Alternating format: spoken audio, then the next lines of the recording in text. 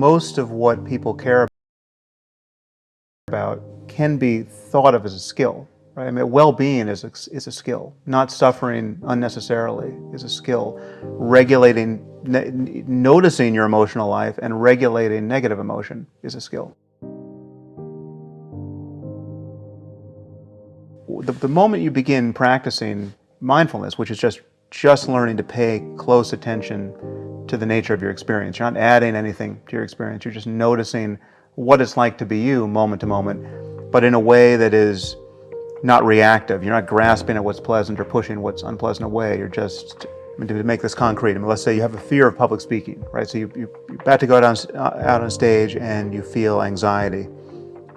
The default state of someone who doesn't want to have that experience is one to, in advance worry about that experience. The anxiety is kindled just by the mere thought of what you have to do.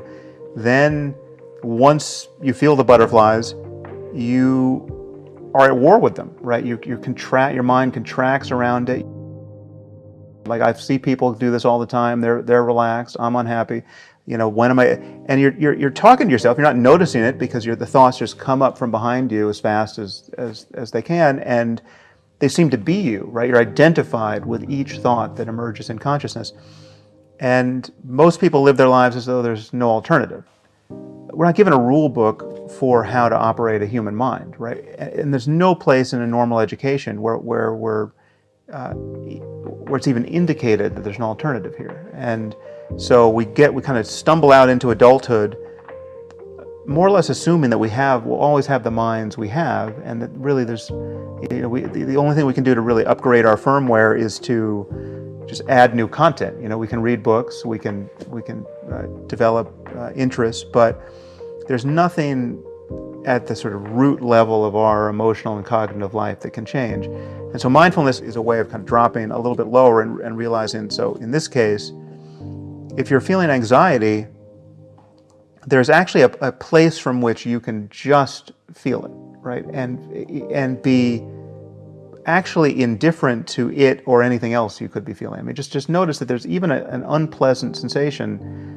First you can notice that anxiety isn't even that unpleasant. It's so close to excitement in its actual physiology that really the difference between excitement and anxiety is more or less just the framing. It's just the story you're telling yourself. If you felt these tingles and this slightly adrenalized response right before you're about to go on a roller coaster, that's part of why you're going on the roller coaster. You like that experience, right? But the fact that you feel that way when you're about to have an interview or you're about to walk out on stage, that's intolerable, right? So just dropping back and realizing the power of the framing is again, this is a skill that is a fairly esoteric one, but now many people are learning it.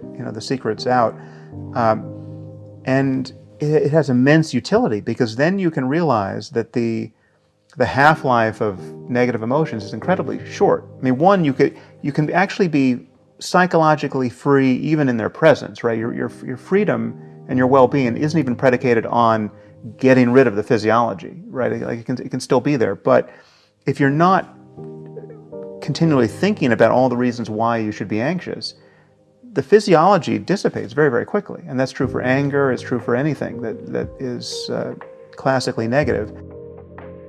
Now, if we're talking about a clinical depression, it's useful to say that there's a physiology to this that can be driven from below in a way that's not narrowly responsive to their thinking, right? So it'll tend to produce depressive thoughts, and the depressive thoughts will tend to feed back on the state. And everything else that is good to do that people sort of lose their commitment to doing at the worst possible time should be done. You have to sort of get behind yourself and push to exercise and to socialize and to do things that you may not want to do because those are good for you and help can break you out of it. But the normal range of psychological suffering, not clinical depression, but just feeling like life sucks and you're a failure and there's nothing, it's like you're stuck. That is a story of telling yourself a story. You're thinking, and you can either become more and more mindful of that and interrupt that more and more, and it should be you can reframe this continually and tell yourself a better story. Right? You can actually just engineer, you can change the code that you're running moment to moment. And I mean, just a very simple one, which I use, and I actually recently recorded this in a lesson on the app. Just gratitude, just thinking. This is actually, this particular maneuver is, I believe, comes from Stoic philosophy. I didn't actually get it from Stoic philosophy, but this sort of use of negative imagination, where you think of all of the bad things that haven't happened to you. Right. So if you're just, if you're stuck in traffic, driving to the job that you don't like, and you're frustrated, you can think of all the things that could happen to you, right? That haven't. And if any one of them happened to you, you would consider your prayers answered if you could just be returned to this moment, right? Like, you haven't been diagnosed with cancer, right? You've got 2 young kids, say, you want to live to see them grow up, and you could be the guy who today is going to find out you've got 2 months to live, right? And you have to, then the next 2 months is spent just unwinding your worldly affairs, right? You're not that guy, right? That hasn't happened to you yet.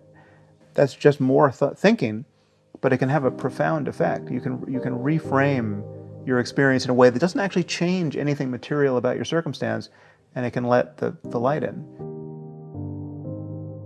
The generic situation we want to find ourselves in more and more is to effortlessly cooperate with creative and happy strangers, right? I mean, there's 7 billion of us. We need institutions and laws and norms and ways of thinking that take the friction out of pleasurable and non-paranoid interaction with strangers. I mean, it's not just about having 5 or so close friends who have your back, right? I mean, clearly we're all on the same team on some basic level, and if we can't figure out how to build a civilization where everyone thrives to some degree, we'll have the world we currently have until it becomes unsustainable. And because we're in a situation now where I think it's reasonable to worry that our default state of partisanship and tribalism and rational fear of the incompatible aims of other groups and other people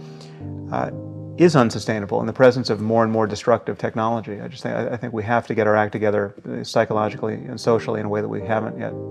It may be useful to have a slightly delusional, self-serving bias, right? To think you're coming off better than you are. Like, it may give you more enthusiasm for your life and more confidence. But anything that's too out of register is just delusion, right? And other people notice, and other people treat you like somebody who's just not tracking reality. And so I think we want our beliefs to be true in some basic sense. And therefore, we want to be open to new evidence and better arguments perpetually, right? Because if you close yourself off, if you say, well, listen, I'm done thinking about reality, and I know what's true, then again, when more data comes in, when something surprising, when one of your intuitions proves to be faulty, if you can't error correct, again, you're just going to fall out of alignment with what's going on in the world and what other people think is true as well. So really the only mechanism we have to do that is human conversation. Right? We have to be open to having other people point out errors in our thinking, and in the conversation we have with ourselves, we have to do likewise.